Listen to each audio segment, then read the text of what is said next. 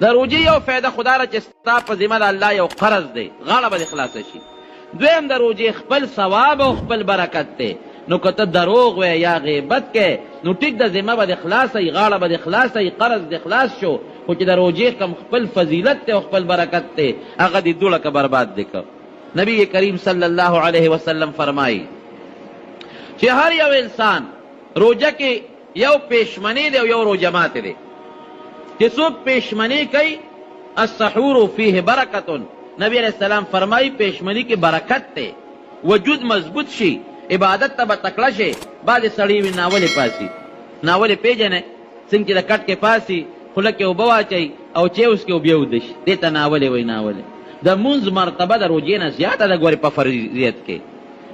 په روجه هم فرض ده او مونځ هم فرض ده، مونځ مرتبه پې زیاته ده. نو مونځ دسم لاس دی هغه دې ونه کوه، روجه نیسې او پیشمنی دې هم پرېښود. دا بدقسمت انسان دی، ډېر زیات بدقسمت انسان. نبی علیہ السلام صحابو ته فرمایل با هلمو الی الغداء المبارک، اے صحابو راشه دې برکتی خوراک له راشه. پیشمنی به ورته یادو. نو پیشمنی خوراک سنت دی، د نبی علیہ السلام طریقه ده. پاسېدل ورله پکار دی او بهتر طریقې دا د زمارونو چې سړی پاسي او دې اودس وکړي، اودس نه پس پیشمني وکړي او بیا ډېره ښکلې مقرره تهجد بنده وکړي. 8 رکاته کم از کم، 2 رکاته هم کولی شي، 4 هم کولی شي، 6 هم کولی شي. 8 رکاته تهجد وکړه، دې نه زیات که څوک کوي هم کولی شي. ښه مزېدار تهجد وکړه، دغه وخت کې د الله ذکر او اذکار وکړه او د الله په حضور کې د خپلو ګناهونو معافي وغواړه. یا الله وایي زه ډېر ګناهګار یم. واقعي مونږ ډېر ګناهګار یو، الله مونږ ډېر ګناهګار یو، الله زمونږ ګناهونه مونږ ته معاف کې. دا سوال کوي او د جهنم نه امان وغواړه، یا الله مال د جهنم نه امان راکې. نبی علیہ السلام فرمایي وی 2 سیزونه وی پر روجه کې 4 سیزونه وغواړئ د الله نه، 4 کارونو کې 4. دا د دواړو جهانو مبارک سردار فرمایي وی دا 4 کې 2 چې دي، یو د الله ذکر وکړئ، ذکر باندې الله ډېر خوشحالیږي. او دویم د الله نه بخنه غواړئ، استغفار، استغفر الله الذي لا اله الا هو الحي القيوم واتوب الیه. دا ذکر ډېر بې فضیلت دی. حضرت موسی علیہ السلام یو ځل د الله نه تپوس وکړ، وی یا الله ما ته داسې شی وښایه چې زه پې تا ته ډېر زیات در نږدې شم. وی الله یادوه، ذکر کوه لا اله الا الله، د عبادت لایق ما سوا د الله نه بل څوک نشته، ذکر کوه. وی الله وی دا خو ټول خلق کوي، ما ته داسې شی وښایه چې بل څوک یې نه کوي او صرف زه یې کومه.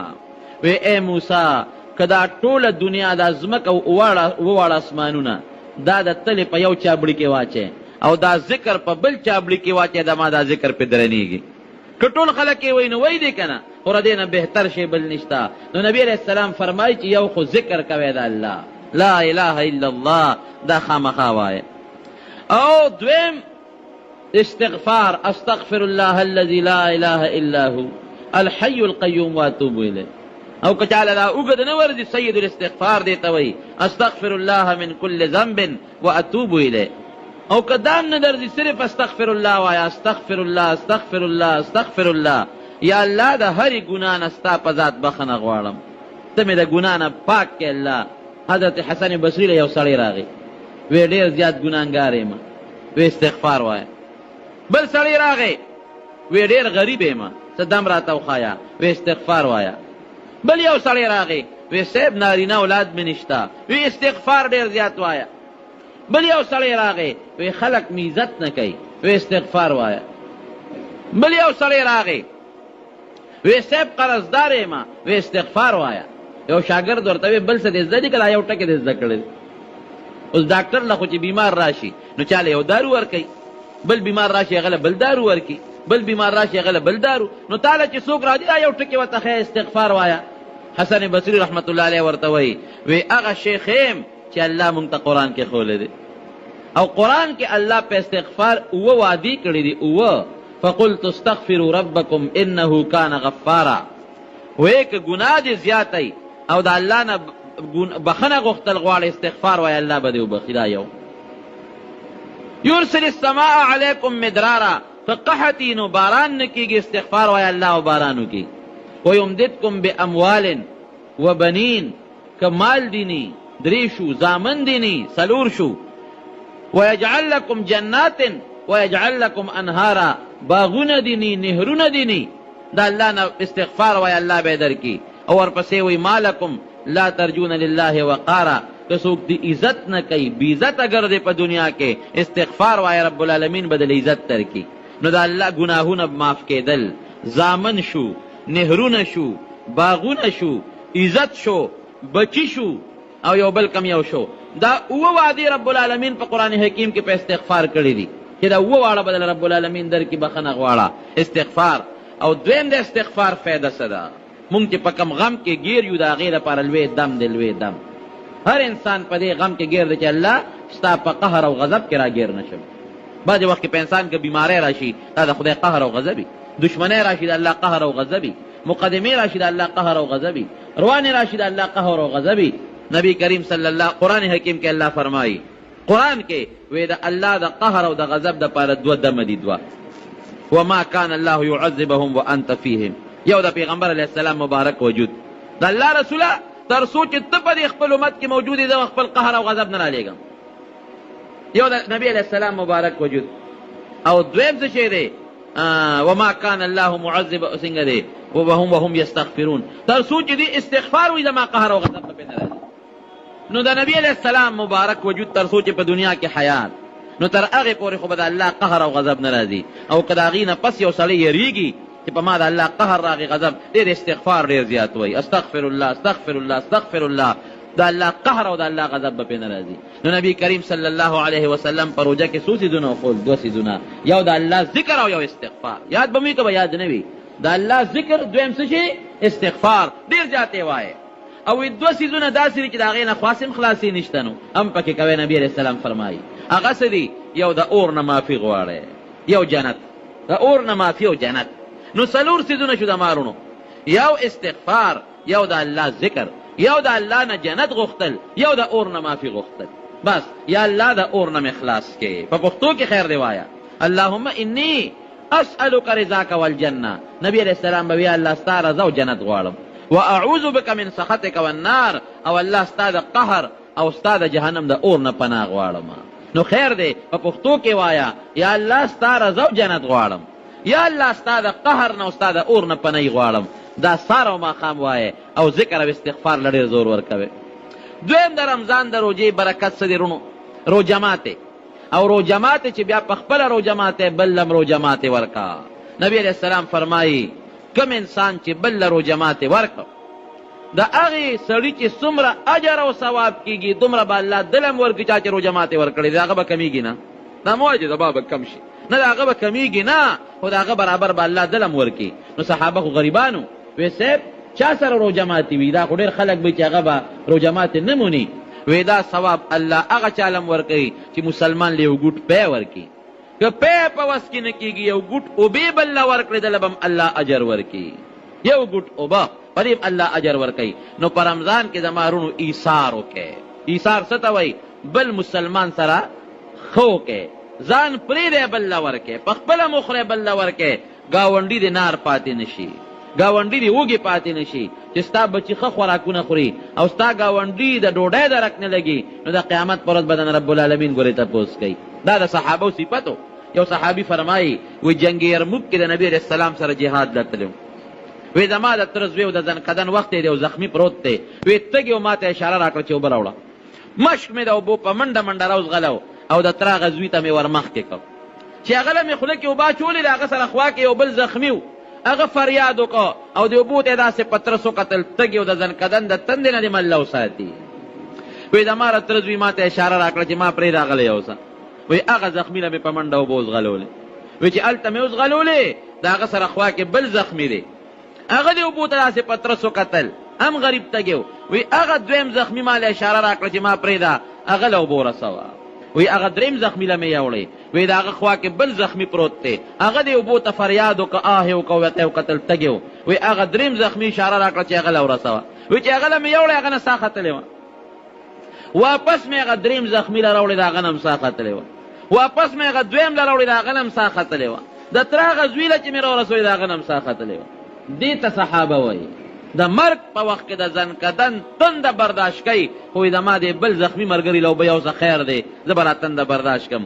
او نن موږ څه کوو؟ زما وروڼو ډېر خلک، زه خو قسم دې رښتیا درته وایم دا مالدار خلک که دا مالدار خلک خپل زکات او خپل صدقه او خپل خیرات په خپل ګاونډ او محله کې غریب لور کی په مخ د ځمکه به غریب پاتې نشي، بغض او حسد به پاتې نشي. یو بل سره خلک ولې بغض کوي؟ وی دا مالدار دی او زه غریب یم، زما نشته او د ده شته. که یو بل سره ښېګړې شروع شوې، بغض او حسد به ختم شي، غلا غلطۍ به ختم شي، خوشحاله او د سکون زندگی به راشي. او بیا په رمضان کې حضرت عایشې صدیقې رضی الله عنها له چا پیسې را لېږلې وې، هغه فورا هغه ویندې ته وایي تقسیم کا، چا به خیرات کوه، تقسیم یې کړې تقسیم یې کړې، مازدیګر شو ټولې خلاصې کړې، 1 روپۍ هم پرې نه ښوده. چې ماښام شو روژه وه د عایشې صدیقې، خادمې ته وایي وی روژه ماتې راوړه، وی څه راوړم؟ وی څه نشته وی نه، وی ګوره په زرګونو روپۍ دله رالې او ټوله دې خیرات کړې، نو 1 روپۍ به دې پرېښې وه، نو اوس به مې پتالم روژه ماتې راوړې ما به هم ډوډۍ خوړلې وه که نه، نو یو دې هم تې پرې نه ښوده. نو عایشې صدیقې ورته وی چې اوس راته وی نو وختي به دې راته یاده کړې وه که نه، وختي به دې راته یاده کړې وه، 1 روپۍ به هم دې پرېښې وه. یعنې دومره سخاوت و په هغوی کې چې ځان ته هېر دی چې بېګاله به څه خورمه، خو چې څه وله رالل ټولې خیرات کړل. السخي قریب من الله، سخي الله ته نږدې دی، بعید من النار د اور نه لرې دی سخي. او البخیل بخیل څه شی دی؟ بعید من الله د الله نه لرې دی، قریب من النار اور ته نږدې دی. نو سخاوت ښه شی دی. او بیا په روژه کې چې ګورې سخاوت پرې نه دی، روژه کې ایثار وکړه، قرباني ورکړه، ګاونډي له ډوډۍ ورکړه، روژه ماتې ورکړه، جومات ته کجورې راوباسه، بل مسلمان له ورکړه. دا د دواړو جهانو د مبارک سردار وینا ده. بل غیبت مه کوه، غیبت دې نه به ځان ساتې په روژه کې. او دروغ به بلکل نه وی. ما وایي چې په غیبت او په دروغو د روژې برکت لاړ ختم شو. نبی کریم صلی الله علیه وسلم د هغې خو معجزې وې، مونږ ته خو پته نه لګي. 2 ښځې لګیا وې غیبت یې کوو، 2 ښځې. نبی علیه السلام مبارک وله لوښې ولېږه، لوښې پی وله ولېږل، اوبې وله ولېږلې دواړو له. پې د یوې لم د اوبه ورکه او د بلې لم د اوبه ورکه چې د اوبه وڅکي. ګوره نبي علیه السلام څونه د حکمت خاوند، خدای معجزه ده. او بیا ورته دا لوښي ونیسه، کولټۍ وردي وی په دې لوښي کې الټۍ وکړې، په دې لوښي کې الټۍ وکړې. هغې یوې زنانه هم هغه له لوښي نه اوبه وڅکلې او بلې زنانه هم د هغه لوښي نه اوبه وڅکلې، خو چې تېرې کړې وې الټۍ رالې، صفا اوبه وې نبي علیه السلام ورلېږلې وې، وی الټۍ رالې، وی دې کې الټۍ وکړې. یوې زنانه هم په هغه کاسه کې الټۍ وکړه او بلې هم په هغه کاسه کې الټۍ وکړې او په الټو کې وینه او د غوښې قطرې راوغورځولې، وینه ترې راوغورځېده او د غوښې قطرې. صحابه وایي د الله رسوله داسې دي، تاسو خو له اوبو لېږلې، نو چې اوبې وڅکلې نو چې الټۍ یې کولې خو هغه اوبه به یې الټۍ کړې وې، دا وینه او د غوښې دا قطرې پکې ولې رالې؟ وی دا د مسلمان غیبت دی دواړو کړی. او چې څوک د مسلمان غیبت کوي د هغه غوښې خوري، دا هغه غوښې وې او دا هغه وینه وه چې د دوی معدې ته تلې وه او زما د اوبو د برکته ترې واپس راووتله. یو صحابي د بل چا غیبت کو، نبی کریم صلی الله علیه وسلم پې ورغی، وی ستا شونډو پورې د مسلمان غوښه وینم، غوښه او د مسلمان د غوښې بدبویي وینم. وی صاحب ما خو د څاروي غوښه نه ده خوړلې، نو د مسلمان او د انسان غوښه کم ده چې تاسو وینئ. وی غیبت دې د بل مسلمان کړی دی. اوس نبی علیه السلام د کشف خاوند و، هغه ته پته لګېده او موږ ته پته نه لګي. ایحب احدکم ان یأکل لحم اخیه میتا، ای غیبتي دا دې خوښه ده چې د مسلمان رور غوښه وخورې؟ دا دې خوښه ده؟ غیبت چې کوې د مسلمان غوښې به خورې. او دروغ څونه ګناه ده، بعضې وخت کې مونږ ته دروغ اړو څه ګناه نه ښکاري. دروغ به بلکل نه وی، نه د دنیا دپاره او نه د دین دپاره. نبی علیه السلام فرمایي یو سړی چې یو ځل دروغ ووایي الله ورته معافي وکړي، بیا دروغ ووایي بیا ورته معافي وکړي، بیا دروغ ووایي چې د دروغو عادتمن شي، الله سره یو رجسټر پروت دی، فرشتو ته حکم وکړي د دې فلانکي سړي نوم د دروغجنو په دې رجسټر کې ولیکه. نو چې بیا د فرشتو د الله په نزد د دغې سړي خبرې کېږي چې نوم یې علي فلانکي دروغجن، الله نوم علي فلانکي دروغجن، فرشتې نوم علي فلانکي دروغجن. او چې یو سړی رښتیا وایي او بیا بیا رښتیا وایي، الله فرشتو ته حکم وکړي د دې سړي نوم د رښتونو په رجسټر کې ولیکه. نو که الله نوم علي فلانکي رښتونی، که فرشتې نوم اخلي فلانکي رښتونی، نو رښتیا وایه، دروغ مه وایه. په دروغو خو به ته مسلمان خوشحاله کې، خو لوی الله به پې خفه کې. او غیبت باندې میدان ګرم کې، مجلس به ګرم کې، لوی الله به پې خفه کې. نو په روژه کې خو خامخا د دروغو او د عظیم ګناه ده، خو د دروغو او د غیبت نه د مارونو بلکل ځان وساتئ. تسبیح لاس کې پیدا کې، ذکر کوئ، د الله تلاوت کوئ د قرآن شریف او د غیبت نه او د دروغو نه ځان وساتئ، په دې به لوی الله خوشحاله کړي او شیطان به خفه کړي او د روژې ډېر لوی اجر او ډېر لوی ثواب به ومونئ. یو بل حدیث کې فرمایي نبی کریم صلی الله علیه وسلم د روژې وی دومره فضیلت دی چې په روژه کې د نفل عبادت وکړه دومره اجر به الله درکړي لکه بغیر د روژې نه چې د فرض عبادت کړي. ګوره د فرضو اجر ډېر زیات دی او که په روژه کې د فرض عبادت وکړه دومره اجر به الله درکړي لکه بغیر د روژې نه چې د اویا ځله فرض کړي وي. یو د سار مونځ چې دی وکړه د سار دومره اجر به الله درکړي لکه د رمضان نه بغیر چې د اویا ځله د سار مونځ کړي وي. په روژه کې د 5 مونځونه وکړل دروازې دومره اجر به الله درکړي لکه بې د روژې نه چې د 3.5 مونځونه کړي. یو ځل دی وی الف زر آ نو نیکي او پلس ملاویږي او چې په روژه کې د الف زر او وی نو لسو له په اویو کې ضرب ورکړه 700 نیکۍ به الله درکړي. الحمد دی وی الف لام زر الحیم زر حمد الپیدو نو 15 حرفونه دي نو په دې به تعالی الله 50 نیکۍ درکړي. 50 نیکۍ به الله درکړي بغیر د رمضان نه. او چې په رمضان کې دی وی نو یو الحمد باندې به الله 3.5 نیکۍ دله درکړي. 3.5 دا یو الحمد ثواب. د قرآن شریف تلاوت کوا په رمضان کې خامخا وکړه که پورا قرآن تلاوت چاته ناظره نه یاده قل هو الله احد سوره اخلاص خو ټولو ته یاد الحمد سوره فاتحه خو ټولو ته یاده ده ادې تلاوت کوئ زما وروڼو دومره اجر یو ځل سوره فاتحه دې ولوستله یو ځل سوره اخلاص دې ولوست دومره اجر به الله درکړي لکه د رمضان نه بغیر چې اویا کرته سوره فاتحه لوستې وي اویا کرته سوره اخلاص لوستې وي څومره اجر دی. دا د الله رحم او د الله کرم دی زما وروڼو. ګورئ پام کوئ چې د الله د رحم او د کرم نه بار نشئ. که د الله د رحم او د کرم نه بار شئ قهر به راځي. ولې حدیث پاک کې راځي نبی کریم صلی الله علیه وسلم د منبر په دې لومبۍ پوړی قدم کېښود وی آمین. چې دویمې پوړی باندې قدم کېښود وی آمین. چې درېیمې پوړی ته مبارک اخد بیا وی آمین. نبی علیه السلام به په دې درېیمه پوړی کېناستې چې دغه نه فارغ شو د منبر نه صحابو دې تپوس وکړه د الله رسوله دا 3 ځله آمین دې ولې وی. آمین خو خلک اله وایي چې بل دعاو کې دې پې آمین وایي یا په خپله دعاو کې نو بیا وایي آمین. نو مونږ خو ستاسو دعا نه ده لیدلې نه ده اورېدلې نه بل چا دعا کړې ده نو صاحب دا آمین هم ولې ووی. نبی کریم صلی الله علیه وسلم وفرمایل وایي چې په لومبۍ پوړی مې قدم کېښود نو حضرت جبریل علیه السلام راغی وایي چې د کم انسان مور او پلار دواړه جمدي وي یا یو جمدي وي دې د دې مور او پلار داسې خدمت ونه کړي چې ځان په جنت ته ورسوي نو الله دې تباه کړي. د مور او پلار به داسې خدمت کوي چې د هغې د خدمت د وجې ځان جنت ته ورسوي. نو که داسې خدمت دې ونه کړه چې د مور او پلار د خدمت د وجې ځان جنت ته ورسوي نو الله دې تباه کړي. نو یې چې آمین. ګوره د مور او پلار به ډېر قدر کوي.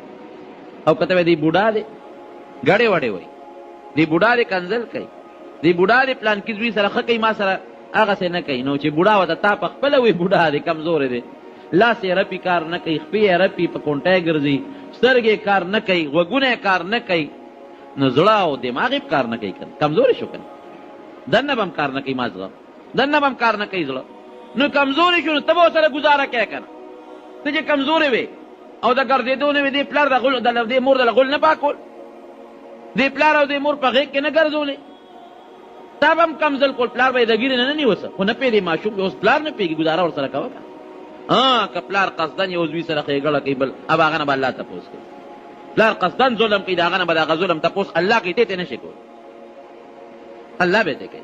د پلار دومره لویه مرتبه ده وایي که دې کافي دی او ګرجې له ځینو بوځې به نه خو که دې په خپله ګرجې ته لاړه او د راتلو نو راوستې یې شي په شعر اوچت که وری وله بوځې مه ګناله خو که د هغه ځای نه بیا کور ته راته او د راتلو نو شا وله ورکه وله اوږه وله ورکه ګډې وډې وی په مجلس کې نه په طریقه یې پوهېږه خیر دی دا څه بده خبره نه لکه په طریقه یې پوهېږې کور کې ورته ووایه په طریقه یې پوهېږه خو داسې مه چې په پلار شرمېږي په پلار چې شرمېږي خو هغه ارامي وي هغه لالي نه وي ګورې ارامي بچې به په پلار شرمېږي لالي بچې به چېرته هم په پلار نه شرمېږي لالي بچې به د پلار خیال ساتي او مونږ خو ډېر خیال ساتو ما ته خو پته ده مونږ خو ډېر خیال ساتو اکثر دا باباګان مونږ له بیا راشي قسم دی ګوره داسې خلک هم ما لیدي دي چې بچي را پرزولي دي او لاسونه او خپې یې پې زخمي کړي داسې میندې مې م لیدي دي چې زخمي حالت کې ماله راغلي دي لاسونه او خپې یې تړلي دي دا ولې مورې دا ولې بابا دا بچی والے ما الله اکبر دی معذور لا او دی کمزوری پلار لا او کمزوری مور لا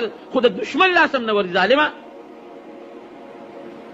خوش قسمته بچی هغه دی خوش قسمته چې پلار یې مري او دې زوی ته دواګانې وکړي خوش قسمته بچی هغه دی چې مور یې مري او په خولې کې بچی ته دواګانې دي او خوش قسمته بچی هغه دی چې مور او پلار یې جمدي و دی ولا خدمت وکړي او چې مړي قبر له ولدي او خیرات ورپسې کوي نه مور او پلار قدر وکړي خیال وساتئ ښځه ده د ښځې خپل ځای شته که نه د ښځې خپل ځای دی او د مور او پلار خپل ځای دی دا نه چې د ښځې دپاره به د مور او پلار قدر به نه کوي او د مونږ پښتانه څه وایو مونږ وایو خور اله او مور بله او ښځه نعمت د خدای تعالی خور اله او مور بله او ښځه نعمت د خدای تعالی دا ښځه نعمت د خدای تعالی نه مور نعمت د خدای تعالی پلار نعمت د خدای تعالی نو زما ورونو وی نبی علیہ السلام وی جبریل علیہ السلام ګوره مقربه فرشته ده وی چې د چا مور او پلار دواړه یو جمدي و داسې عبادت ولو نه کړي چې داسې خدمت ولو نه کړي چې د هغې د خدمت د وجې جنت ته لاړ شي الله دې تباه کړي وی مې چې آمین ګوره نبی علیہ السلام پې آمین ویلې د غرق به ګرځی ګورې مه کوئ وی چې په دویمه پوړی مې قدم کېښود وی چې ستا نوم د چا مخکې واغېشتي شي او درود در باندې ونه وی نو الله دې هلاک کړي ما وی چې آمین د نبی علیہ السلام نوم مبارک احمد او محمد صلی الله علیه وسلم دا دوه نومونه دي چې دا څوک والي نو چې څوک یې واوري نو یو ځل درود شریف واجب دي خامخا به یې کړی ونه وي ګناهګار شو او که په یو مجلس کې بار بار اخیستلی کېږي لکه نعتونو کې خلک وایي نو یو ځل واجب دی او بیا مستحب دی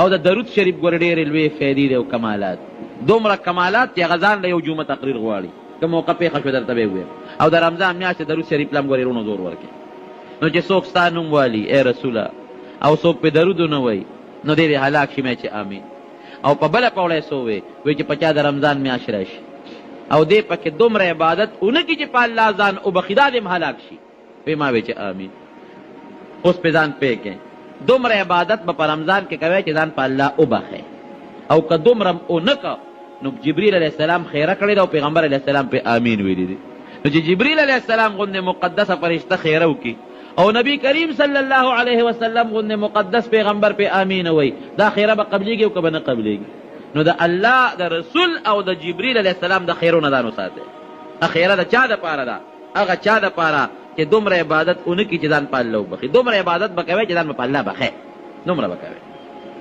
فرض مونځ کوئ نفل کوئ غیبت نه څه جوړوئ دکان کې ناستې پردې غیبت کوئ د پټي په پوله ناستې پردې غیبت کوئ جماعت کې ناستې استاد هم کوي او مقتدي هم کوي استاد مخ قبلې ته شا کې مقتدي ته مخ راوګرځئ او مقتدیان هم قبلې ته مخ کې ورسره ورنږدې شي دواړه پردې غیبت شروع کړي یو ډلال ته کې د مقتدیانو ناسته غیبت کوي بله ډلال ته ناسته غیبت کوي بله ډلال ته غیبت کوي مقبره کې مړه شوی دی لس کسه یو ځای شو دوه یو ځای شو ټول غیبت لګیا دی عجیبه خوند هم دی د غیبت مرچکې د ترسکون دغه چولو باندې چې هغه مالګه او مرچکې او چټني ور واچوي نو ترسکون شي او کاسې چڼه خورې نو ملی نه تېرېږي غیبت دقسې ترسکون شی دی یو ځل مخکې ما ته چا خبره کړې او جومات یې یاد کړ زمونږ خلک هم عجیبه دي دا د ډېرو کلونو خبره یاره یو 14 17 17 کاله خو به یې کېږي ما ته یو سړی راغی وی پلان کې جمعه مونږ په کلي کې یو جومات راته یاد کړ زمونږ په کلي کې وی پلان کې جومات کې خلک ناست وو تاش یې کو هلکه جومات کې تاش کو او وی په جومات کې